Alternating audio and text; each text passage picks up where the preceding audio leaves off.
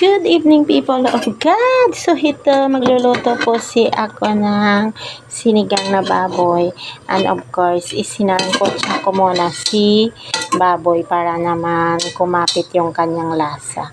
Yan, so medyo sinisinigang siya, lalaki ng kaunti yung hiwa. At dahil native si luya, hindi ko na binalatan, hinugasan ko na lang ng mabuti. Dahil native nga siya, maliliit. So ilalagay ko siya. Heto na, ayan. So, hayaan ko lang muna na kumapit pa yung kanyang lasa. Nilagay ko na rin si kamatis. Ayan. Ito naman si aking labanos at si sibuyas naman ay hiniwa ko lamang ng medyo malalaki. And of course, si dahon ng pechay. Ayan. At yung sili ko. At ito naman si kanyang tangkay ng pechay. Ayan. At yung sinigang original.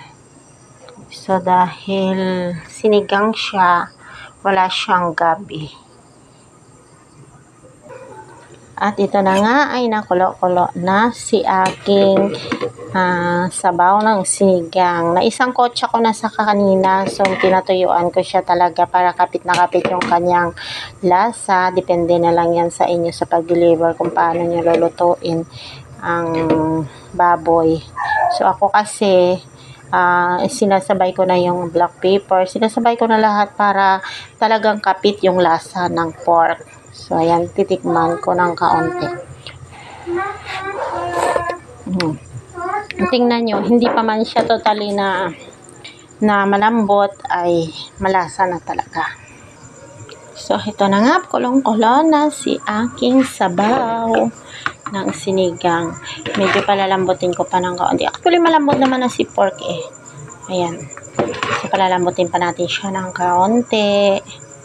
So, habang pinapalambot ko siya, pwede ko nang ilagay si labanos para sabay sa pagtambot. Ayan. Yan. Which is, ang aking sinigang po ay friendly budget lamang. Ayan. So, after kong mailagay si labanos, ilalagay ko na rin si tangkay ng pechay. Ayan. Ayan. Para sabay na sa paglambot ng labanos. Ayan. Ayan. Antayin lang natin lumambot si labanos at tangkay ng pechay. Tingnan nyo yung kanyang kulay. Mamula-mula dahil sa kamatis. Ayan.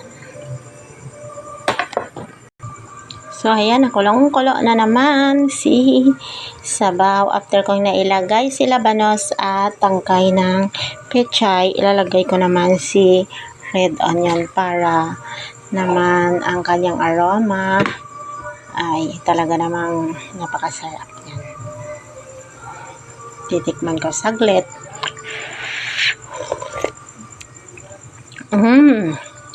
Talaga namang kapit na ang lasa niya. So, dahil kolong-kolo na, ayan, malambot na si labanos at tangkay ng pechay. So, pwede ko na rin ilagay si dahon ng pechay. Ayan. Ipapahuli ko muna si sili.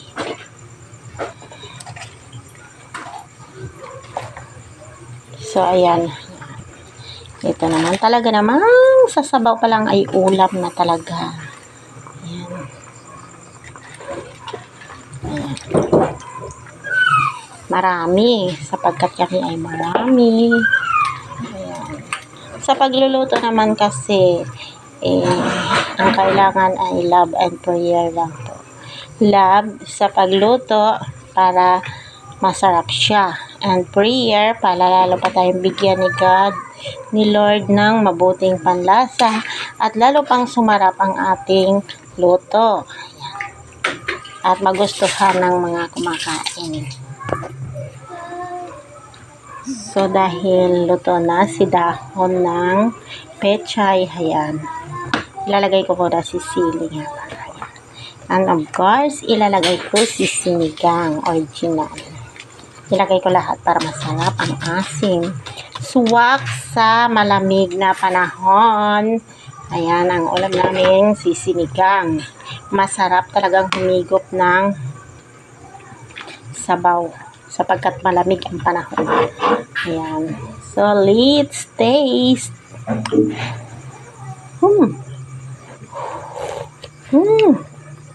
Wow naman. Wow na wow. Napakasarap is talaga naman na sabaw pa lang ay ulam na. So, for tonight's video po, for tonight's ulam ay si pork sinigang. Thank you for watching. Follow for more.